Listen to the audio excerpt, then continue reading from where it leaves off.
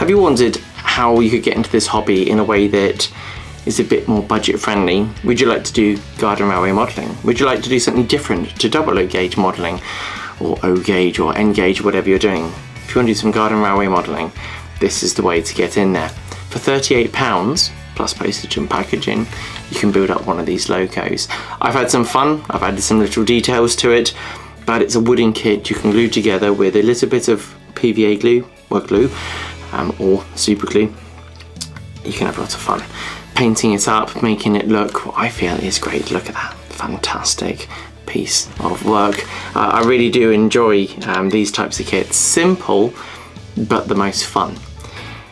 Join me for this video to see how this came together, and I hope that by the end of it you're as convinced as I am.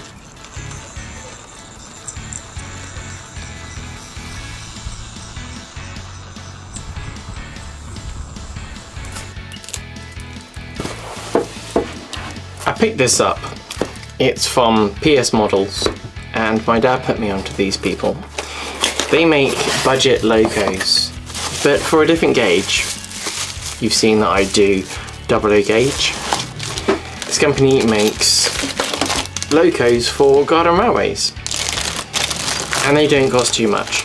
Not too much at all. It's real nice kind of budget, build your own locos. You have some handwritten instructions that come with them. It's an easy build from what I understand, and it's laser cut. You get plastic wheels with a gearbox motor. It's battery powered, so you flick a switch and off it goes, and you can have fun with it running around your garden railway. You can build it in 32 and 45mm, as it says there, and that's just the spacing of the wheels for you to decide. And that's defined by the chassis with the grooves. We get out the wooden pieces here. You'll see, wow, there we go. So we got 32mm or 45mm for your width. I'll be building this at 45mm, so we can use some LGB track, and we can have some fun. And look at that platform, nice and small. We can have some fun with this loco. I want to paint it up in Great Western Railway colours, and we can go from there. So what I'm going to do is we're going to build this up, we're going to work out what we have, and yeah, we're going to have some fun.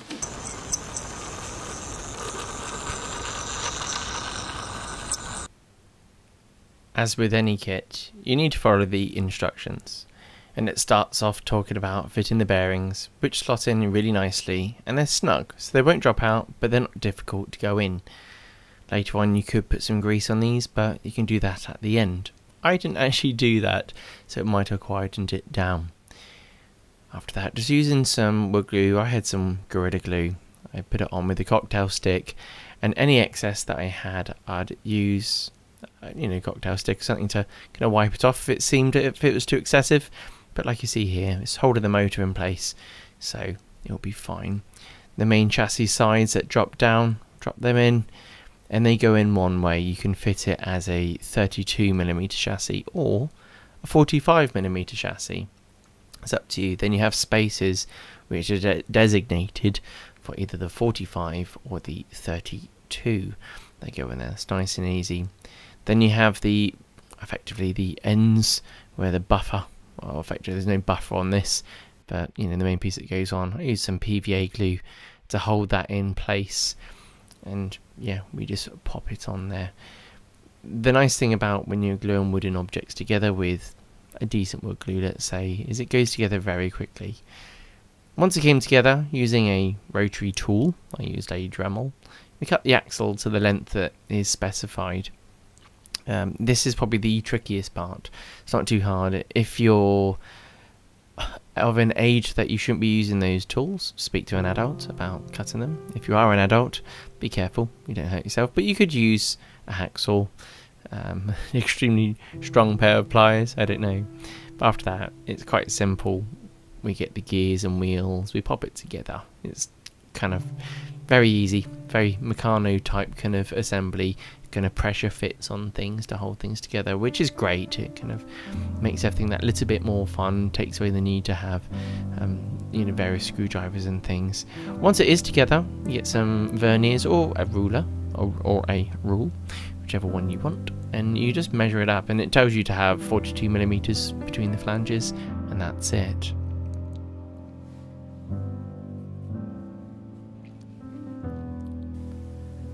the motor access requires a little bit of fettling for the motor. It's not going to go in how it is here, and it says in there just to fine tune the fit. Once you get the right size you want, drop it in, then glue the motor in place with the right mesh. Then I put the cab on, nice and simple, as you can see. Just a bit of wood, glue in the right places, pop it together. Just make sure these doors are square. There's no keying in for the squareness of these doors, so they could taper in. You could square them off using the back part of the cab, but you don't really need to if you can kind of eye it up. But if you want to and you're a bit unsure, pop it in place. The area of getting a bit more technicality is the soldering.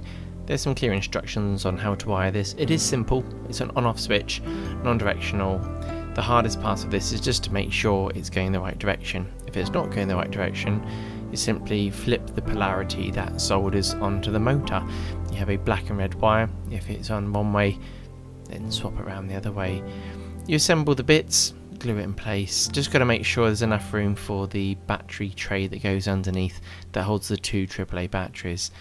I could have added a capacitor to aid smooth running and bits like that, but I did it as per and actually ran really well. As you see, I soldered the wires on as you would, but I tried to make sure that they could tuck out the way afterwards, because you will have a front cover going over this, so you don't want excessive wire poking out into the wrong areas. Assembling the front cover, which would have the bit that represents the grille and the sides, is nice and simple, just like the other bits. Slots together really well, and is honestly it was a bit of a pleasure actually. These are larger pieces, this should happen this way, but PVA glue holding it together means that we can get it together, drop it in place, and it looks great. Now we have the side detail that covers up parts of the wheels and the chassis to show what would have been the suspension on this Hudson based Loco, sorry. The axle covers that would have got greased, everything, it's all there. It looks nice little details, so we drop them in place, clean off the excess glue because we're going to see this when we're using it, or we might not, and then just glue it in place, just allowing the wheels to have float left and right, otherwise they will rub on them. On the 32mm chassis you would have more room to put them more inboard. By this one being the 45mm chassis, you have to make sure you fit them a little bit more outboard, so there's like 2.5 to 3mm of room to the outside of the chassis width and the inner frame, or the outer frame, so to speak. So the buffer ends, nice and simple. These are 3 little pieces, bigger bit in the middle, pop it together, slots in place, and bit of glue to go in there. We can use these using bent bits of metal connecting up with the wagons and bits that you can buy. Go on their website, check it out. Some of them are 32mm only, so have a look at that. So it depends what track you're using. I'm using some old LGB track, and that will do the job for me. There's a cover that goes on the front of this grille and the side piece, so that's a nice touch, gives it a bit more. If you want to, you can add loads of details yourself.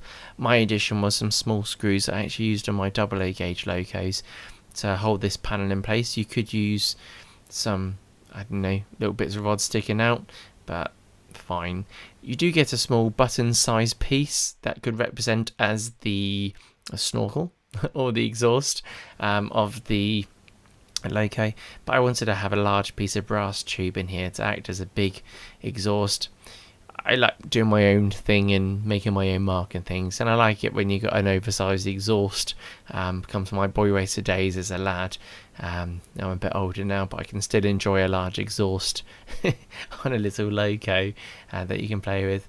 That in place, I think that gives it quite an impression when you look at that. I'm honestly thinking, yeah, maybe we have 2 of these.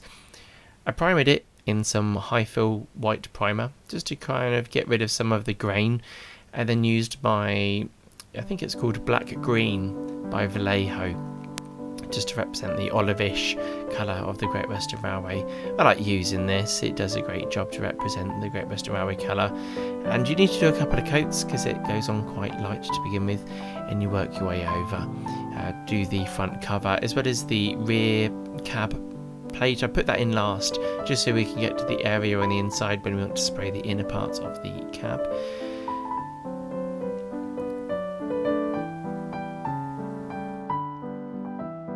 always try and make sure that you don't put too much on so you don't get any dribbling. I got away with, you know, not putting on too much. Just a couple of thin coats just naturally will give you a nice coat. Then using pale sand, as I show here, to do the inside of the cab. I've masked off the areas of the green so that doesn't become pale sand, but I wanted to use that to represent that creamy colour that you see on the inside of Great Western Railway Locos. And it was quite nice I did that, because I was thinking should I just paint it black, but actually going to the pale sand, it makes it stand out a bit more, which was nice for me anyway.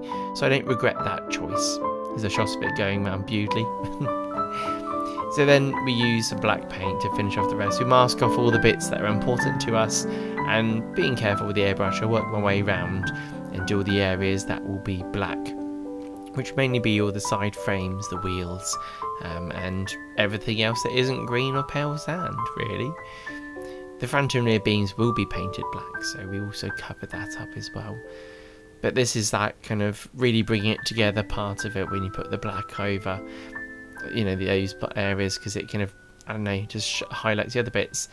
Then there's the ends. I carefully, using my paintbrush for a change, because I've been using the airbrush a bit here, get my flat red from Vallejo, and it does come out very matte once it's dry, but we will be using some satin varnish afterwards to make it pop a bit more, so don't worry about it going a bit dull after you painted it, but it does look very bright and nice. And then just using a paintbrush very carefully to not then get the red area, use some black paint to cover all of the areas for the coupling linkage. I feel afterwards, looking back at it, I should have gone for some silver there to help that pop out. Same as the exhaust could have been silver, but actually looking at it, I think it's okay. I painted the flooring area as well with some mixtures of woodish looking brown colours, so that going to look nice as well. Then using some gold, I detailed around the windows. I felt that they needed to have something to make them pop out a bit more, and in the Great Western style you'd see a bit of gold here. Just being careful not to get to the green, because I find it's very hard to get rid of the gold once you get it on top of the green.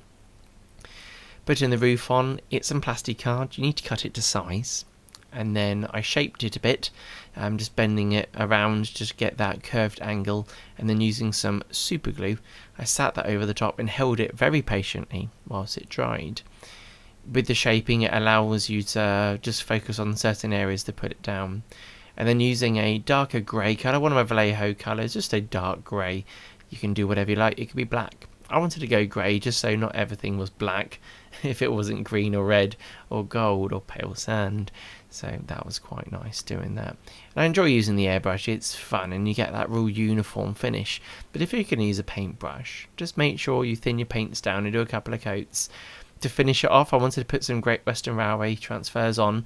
I got these from Fox Transfers. These are gauge 1 transfers. I want to get the larger ones. Thought that'd be perfect. O gauge would be a bit small, and I'm really pleased that I did. I ummed and ahed on what size to go for.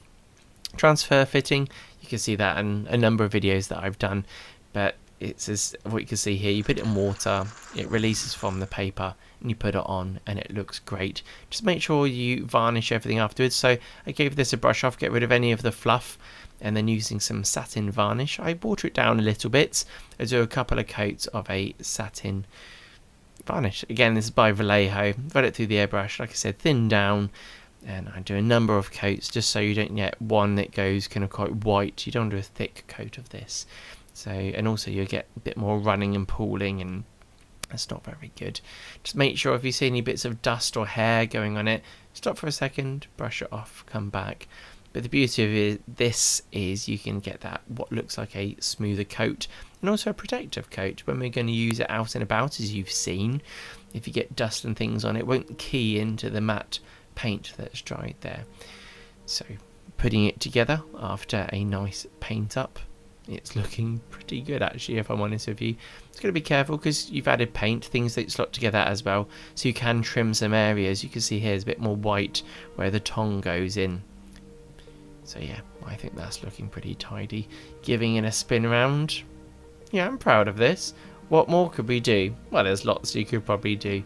But for this episode, for this video, talking about this loco, we're going to keep it simple and enjoy this.